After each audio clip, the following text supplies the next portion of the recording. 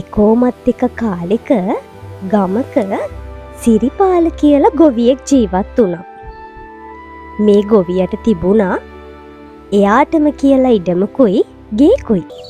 ඒ වගේම සිරිපාලට හිටියදුවේ පුතේ ශක්ති කියලා මීහරකෙක්. ඒක වෙනස් නමක් වුණාට ඒ නම එයාට ලැබුණේ එයා මහන්සි වෙලා වැඩ කරන නිසයි.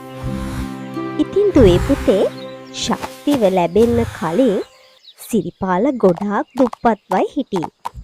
ශක්ති ගොඩාක් මහන්සි වෙලා වැඩ කරපු නිසා සිරිපාලට ඒ දුප්පත්කමින් මිදෙන්න පුළුවන් වුණා. මොකද දන්නවද? ශක්ති උදේ හවස කුඹුරු සීසානම වගේම සිරිපාලගේ අනිත් හැම වැඩේටම එයාට පුළුවන් විදියට උදව් වුණා. ශක්ති හරිම බුද්ධිමත් මීහරකෙක්. ඉතින් මේ සිරිපාල දැනගෙන හිටියා ශක්ති කියන්නේ හරිම උත්සාහවන්ත සතෙක් කියලා. කාලය ඔහොම ගත වෙලා ගියා. සිරිපාලගේ අතමිට සරු වෙනකොට එයා වැඩවල පහසුවට තවත් මීහරකෙක් මිලදී ගත්තා. එයාගේ නම තමයි කළුවා. ඒ වගේම ශක්ති දැන් වයසයි නිසා අනෙක් සතාටත් වැඩ බෙදිලා යන නිසා ශක්තිට පහසුවක් වෙන හින්දත් සිරිපාල මේ තීරණය ගන්න ගොඩක් බලපෑවා. ඔන්න එක දවසක් ශක්ති කළුවයි කුඹුරේ සීසාන්න පටන් ගත්තා. එකපාරටම කුඹුර මැදදී ශක්ති බිම ඉඳගෙන හයියෙන් හුස්ම ගන්න පටන් ගත්තා. මේක දැකපු සිරිපාල ඔක්කොම වැඩ නවත්තලා මීහරක් දෙන්නවම වැඩවලින් ඉවත් කරලා තමන්ගේ ගෙදරට එක්කගෙන ආවා. ඉතින් දුවේ පුතේ එදා සිරිපාල තේරුම් ගන්නවා ශක්තිව දැන් නිදහස් කරන්න කාලය හරි කියලා. එදා මුළු රෑම සිරිපාල කල්පනා කරන්න පටන් ගත්තේ අද වෙච්ච සිද්ධිය ගැනයි. ඔන්න ඊට පස්සේ පහුවදා උදේම සිරිපාල ශක්තිවත් එක්කගෙන කැලේ මැදට යන්න පිටත් වුණා. කැලේ මැදට ආපු සිරිපාල ශක්තිගේ ඔළුව අතකාලා ශක්තිගේ බෙල්ලේ තිබුණු සීනුව ඉවත් කරා. එහෙම කරලා සිරිපාල මෙන්න මෙහෙම කිව්වා. ශක්ති, ඔයා මෙච්චර කල් මට කරපු උදව් වලට ගොඩාක් ස්තුතියි. ඒ උදව් නම් මට කවදාවත් අමතක වෙන්නේ නැහැ. දැන් ඔයාට කැලේ තියෙන නිදහස උපරිමයෙන් භුක්ති විඳින්න පුළුවන්. ඒ වගේම ඔයාට දවසක මංගාවට එන්න හිතුනොත් ඔයාට ඕන වෙලාවක මංගාවට එන්න පුළුවන්. එහෙනම් ශක්ති මං යනවා. එහෙම කිව්ව සිරිපාල දිහා බලන් හිටිය ශක්තිට තමන්ගේ ස්වාමියා දාලා යන්න දුක හිතුණා. ඒත් එයාට නිදහසේ ඇවිදින්න තිබුණු ආසාව නිසා සිරිපාලට සමුදීලා කැලේ ඉස්සරහටම ඇවිදන් ගියා. ඊට පස්සේ ශක්ති මුළු දවසම තනකොළ කමින් ඇලදොල වලින් වතුර බොමින් කාලය ගත කරා. දන්නේම නැතුව හවස් යාමේ උදා වුණා.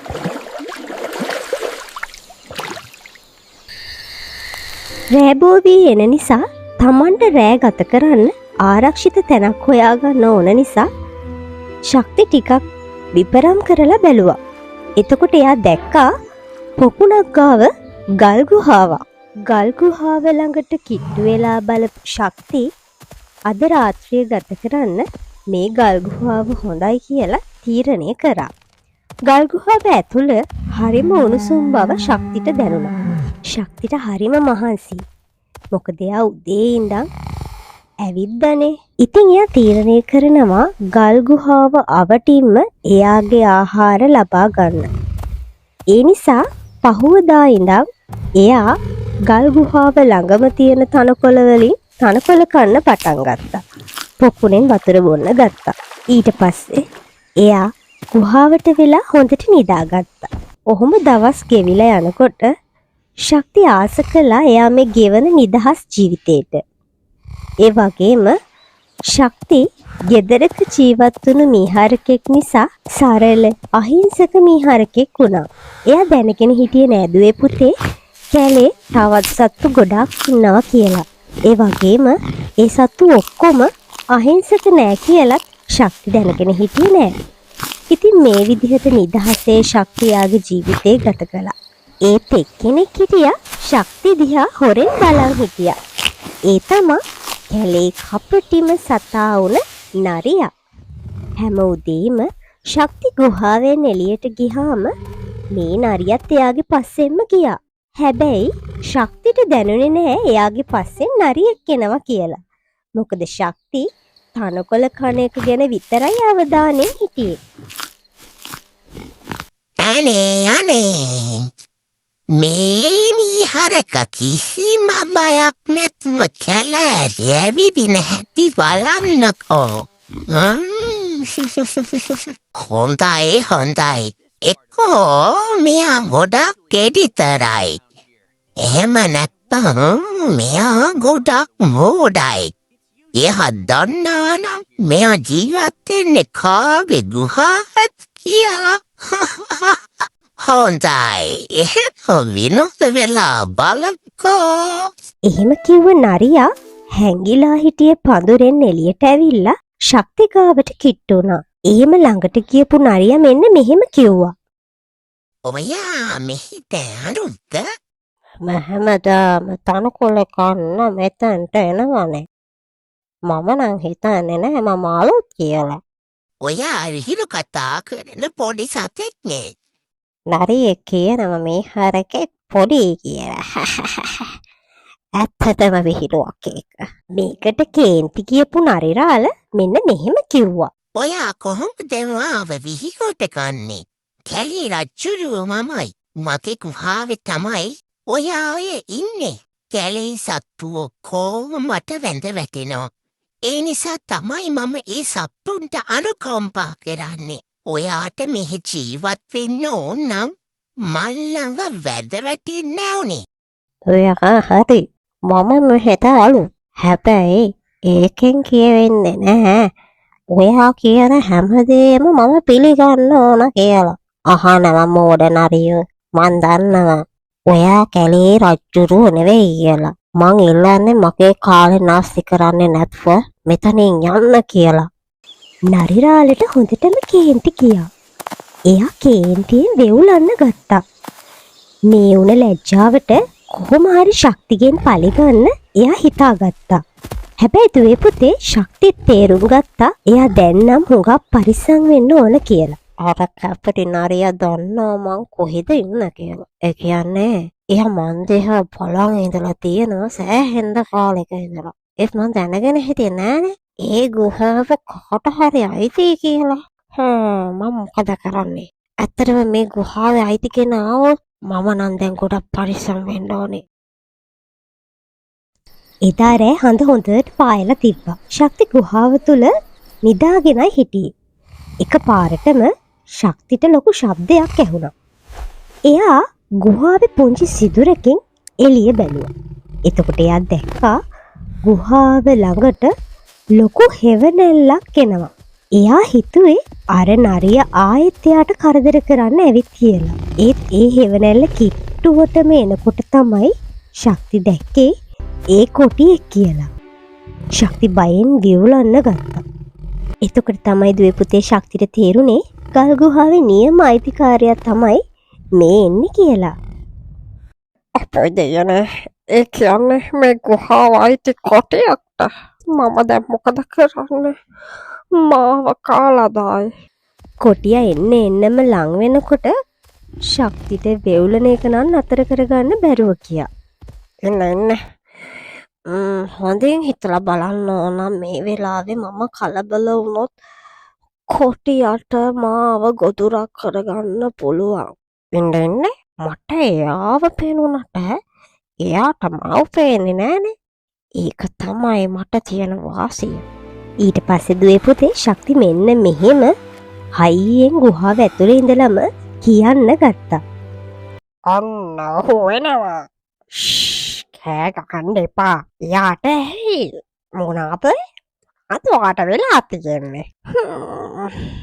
මට සමාවෙන්න. කොටිය දැක්කම මට හරිම සතුටුයි. කොටි මස් වල රස මතක් වුණා. අපි දෙන්නටම ඇති වෙයිද මේ ලොකු කොටියව? ඒ වුණාට අපේ අද රෑ කෑම වේල නම් විසඳුනා නේද යාළුවේ? මෙන්න මෙහෙම ශක්ති ගුහාව ඇතුළේ ඉඳලා කියන්න වුණා. මේ හැමදේම කොටියට ඇහෙන්න ගත්තා. කොටිය බයේ වෙවුලන්න ගත්තා. මේ සතා කවුද? ඇයි එයා නතරනේ? මට නම් තවත් ඉන්න බෑ. අපි එයාගේ අඟට පැනලා මරාගෙන කමු යාළුවේ. මේක ඇහුණු කොටිය පණ එපා කියලා දිව්වා. ශක්තිගේ උපාය හරි ගියා. ඔන්න ඒ කරතරෙන් ශක්තිය එදා බේරුණා. ඊළඟ දවසේ නරිහාමි කැලේ ඇවිදමින් හිටියා.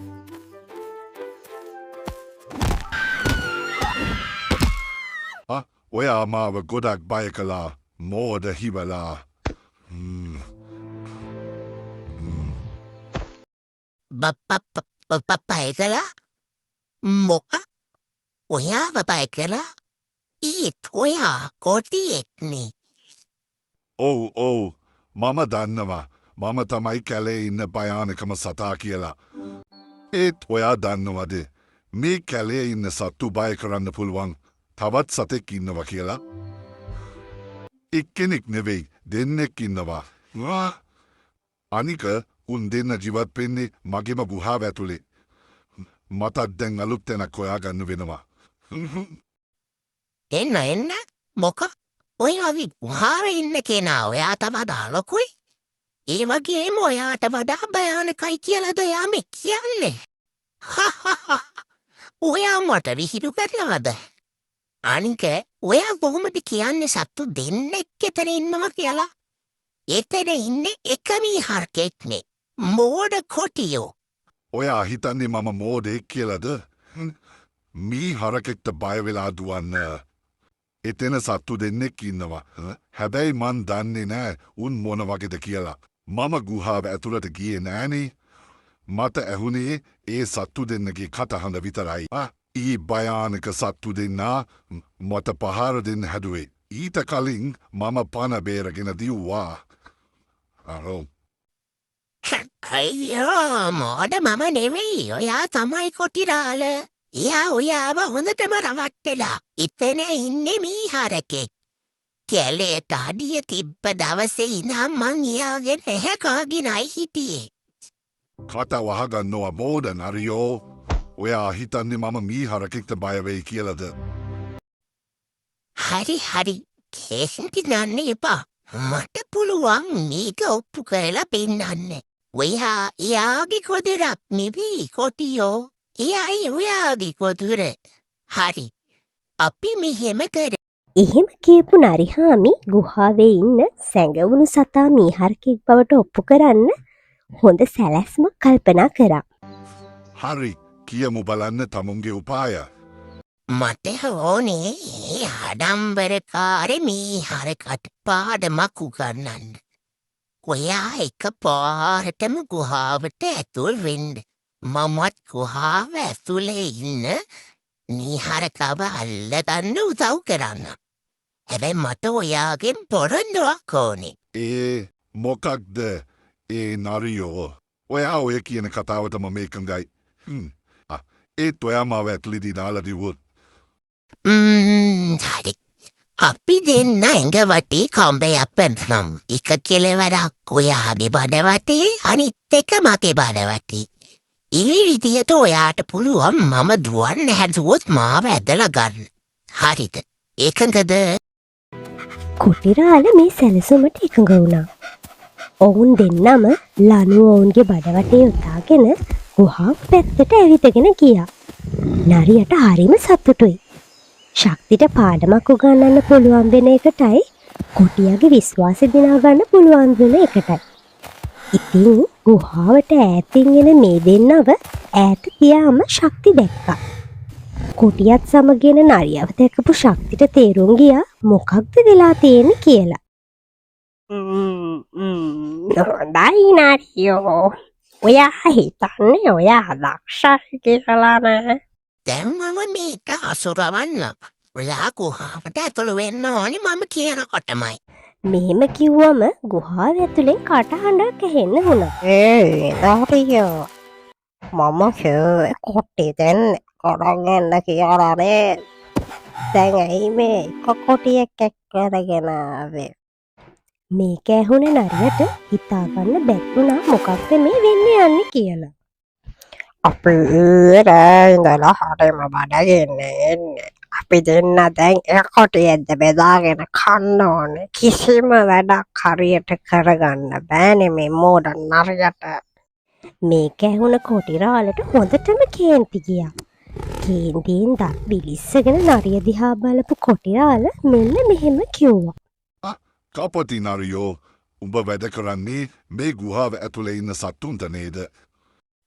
අනේ මේ දැත්තක් නෙවේ කොටිරාල මේ රැවටීමක් කරන්න මම මේ දෙන්නව දවුල නැහැ කොටිරාල.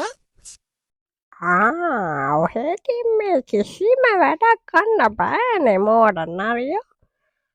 දැන් ඉතින් ඔය අල්ලගෙන ආව කොටියව හරි අරගෙන එනවා. අපිට හරිම බරගිනේ. මේක ඇහුණ ගමන් හොඳටම බය වුණු කොටිරාල නරියවත් ඇදගෙන ගුහාවෙන් එහාට දුවන්න ගත්තා. තමන්ගේ ජීවිතේ බේරගන්න දුවගෙන යන කොටිරාලට අමතක වුණා දුවේ පුතේ ලණුවේ එහා පැත්ත කෙළවරේ බැඳලා හිටිය නරිය ගැන. අනේ පිදෙනවා කොටියාමි මම මේ පිටිපත් නවතින්න. මේකෙන් හොඳ පාඩමක් ඉගෙන ගන්න ඇති නරිය. මෝඩ නරිය. ඒ වගේම මමත් මේකෙන් පාඩමක් ඉගෙන ගත්තා. කරදරකදී කලබල වෙන්න හොඳ නෑ.